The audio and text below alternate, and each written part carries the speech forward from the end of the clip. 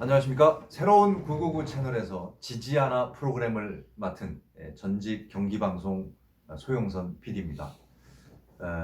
이 지지아나 프로그램에서 과연 뭘 다룰 것인가 생각을 해봤는데요. 오늘은 첫 주제로 이상한 여론의 지지아나 이걸로 한번 다뤄보도록 하겠습니다. 오늘 내용을 좀 확인해 줄 친구를 모셨어요. 전 보도팀장 문영호 기자입니다. 어서 오세요. 네, 안녕하십니까. 1번 게스트입니다. 모든 게 다 새롭습니다. 라디오만 하다가. 지금 벌써 전직입니까? 아직 현직 아니고요. 아, 그러네. 현직이구나. 네, 그렇죠. 아직까지 현직입니다. 오늘 지지아나에서 다뤄볼 내용은 이상한 여론과 관련해서 살펴볼 것인데, 경기방송 폐업 사태와 관련해서 첫 번째 잘못된 좀 흐름이 있지 않은가 저희는 그렇게 생각을 하고 있습니다. 그것은 무엇이냐면 언론 탄압에 의해서 경기방송이 폐업을 하게 됐다라고 하는 부분입니다. 과연 이 내용은 어떻게 나온 것인가? 경기방송의 이사회에서 2월경에 폐업을 결정을 하고 경기방송에서 청와대 출입을 했던 기자분이 자신의 SNS에 글을 하나 남깁니다. 아무래도 내가 신년 기자회견을 했을 때 했던 질문이 경기방송의 재허가에 영향을 미친 것 같다.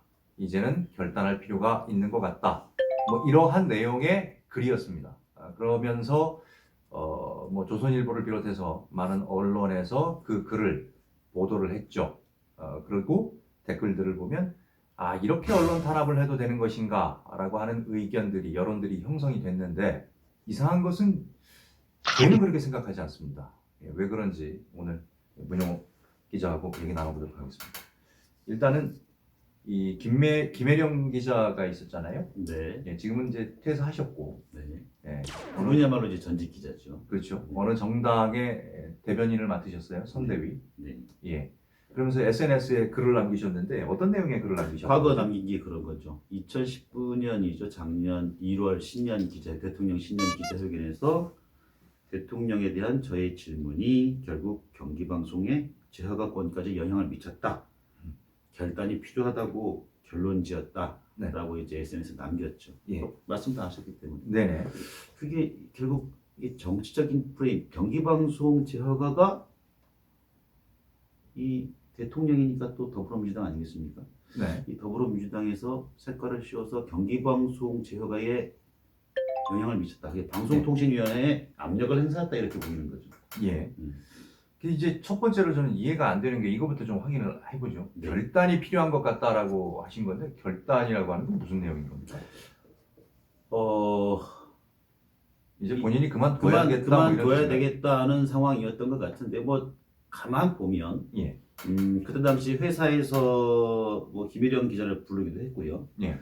그때 이제 출입처를 옮겨라라는 말도 했었고 또 마침 그런 상황이라 그러면 그런 핑계를 댔으니까 회사를 그만둬야 되겠다라는 그런 마음도 있었을 것이고 그 네. 결단에는 회사를 그만뒀다는 마음 또 하나는 이왕 그만두는데 마침 이 건도 그렇고 지난해 건과 관련해 가지고 많은 격려가 있었으니까 그쪽으로 이번에 내가 한번 정치 쪽으로 한번 가봐야 되지 않겠느냐. 나의 진로를 그렇죠. 어떻게 하면 좀 결단을 해야 될 것 같다. 이런 그 결단이라는 게 그 두 가지 의미를 다 포함하는 결단이 아니었나. 네네. 물론 추측입니다. 예. 본인한테 얘기를 직접 들은 건 아니고요. 예. 제가 통화했던 거는 기후에 통화를 한 번 했습니다만은 아직 결정된 게 없어. 까지는 제가 직접 들었습니다. 그러니까 저는 지금 그 부분을 보고서 생각이 들었던 게, 그러니까 재허가에 영향을 미치는 것 같다, 내가 결단을 해야 될 것 같다라는 글을 보고서 본인이 결단을 하면 경기방송은 재허가를 받을 수 있겠구나 이런 생각을 한 겁니다. 이미 끝난 이후에 한 얘기죠. 그러니까요. 제가 그래서 무슨 결단을 하신다라는 건지 좀 이해가 좀 잘 안 돼가지고. 재허가는 그때 이미 끝난 상황이었습니다. 이게 그 본인이 결정하고 말고에 따라서 재허가가 되고 말고가 아니라 네네네. 재허가는 이미 12월에 끝났죠. 예. 그런데 거기서 본인의 결단에 따라서 경기방송 재허가를 또 받느냐 안 받느냐는 별개의 문제고 이상하잖아요. 논리적으로 앞뒤가 안 맞잖아요. 지금 재허가를 못 받게 된 상황인데 내가 결단을 함으로써 경기방송이 제어가를 받을 수 있을 것 같다라고 하면 그 메시지가 이해가 됩니다. 그렇죠. 그런데 이미 이 2019년 12월 말에 일단은 3년 조건부 제어가로 네. 대신 이제 뭐 3개월 안에 이걸 이러한 저러한 조건을 맞춰라 라고 하는 조건으로 제어가를 받았는데 그 이후에 내가 결단을 해야 되겠다 이런 메시지가 나온 것이 저는 앞뒤적으로 좀 논리적으로 좀 순서가 맞지 않는다 이런 생각을 합니다. 그런데 그건 뭐 저희들 생각이고 또 그분의 생각은 또 다를 수도 있는데 자 그렇다면 좀 더 들어가 보죠. 방송통신위원회를 좀 살펴봐야 될 것 같아요. 그러니까요. 의사결정 예. 구조요. 네, 방송통신위원회 같은 경우가 지금 위원이 5명으로 구성이 됩니다. 예. 2명은 이제 대통령이 지명을 하게 되고요. 그래서 나머지 3명은 이제 여당 몫이 1명이고 네. 야당 몫이 2명이 있습니다. 예.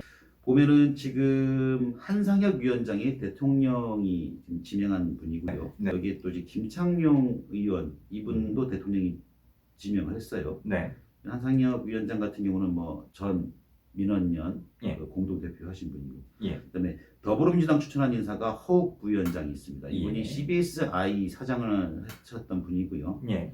야당 몫으로 2분이 계십니다. 네. 예, 표철수 상임위원이 있고 예전에 뭐 전 경기도지사 정무부지사를 했던 분이고요. 예. 또 국민의당 몫이었습니다. 이게 그리고 이제 김석진 위원이 있었는데 최근에 바뀌었어요. 지금 이제 안영환 그렇죠. 전 국회의원으로 바뀌었죠. 안영환 전 국회의원 KBS 기자를 하셨던 분이죠. 네. 이분이 지금 미래통합당 몫으로 되어 있습니다. 네. 근데 중요한 건 방통위가 무슨 결정을 할 때 있어서까지 의사결정 구조인데요. 예. 다수결의에서 되지 않습니다. 음. 모든 5명의 의원 모두가 오케이가 돼야만 모든 네. 게 합의가 됩니다. 합의제입니다. 합의제. 그러니까 5명 중에 3명만 뭐 오케이 찬성하면 넘어갈 수 있는 게 안 아니라는 거죠. 됩니다. 예. 단 한 명이라도 반대를 하면 이건 갈 수가 없습니다. 네. 그런데 여기서 제어가를 안 해주겠다 이 과정이 만약에 더불어민주당에서 추천한 의원들이 경기방송 제어가 안 돼. 라고 했을 때 그런 논리로 안 되라고 했을 때 예. 그러면 미래통합당 몫에 계신 분 예. 이분이 그래도 제동을 걸게 되면은 당연히 안 됩니다. 그렇죠. 이건 언론 탄압이네라고 생각하고 이건 안 됩니다라고 하면 그렇죠. 그런 결과가 안 나올 되는 수가 없는 거죠. 거죠. 안 되는 거죠. 근데 더 웃긴 거는 이제 당시의 녹취록을 보면은 그 김석진 의원님, 예. 이분이 경기방송에 대해서 되게 많이 아시는 분이고 이분이 더 많은 질타를 하셨고 이 고쳐된다는 말 더 많이 하셨어요. 그게 야당 몫으로 야당 추천되신 분인데. 야당 몫 중에서 통합당 몫이죠. 네. 과거 자유한국당 몫. 네네. 이분께서 더 지적을 많이 하셨단 말이죠. 여기는 무슨 내용으로 지적을 하셨죠?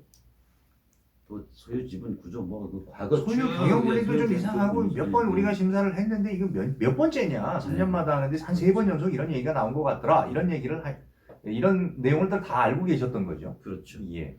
그러다 보니까 결국에는 방송통신위원회가 네. 정치권의 압력을 받아서 경기방송 제허가에 관여했다.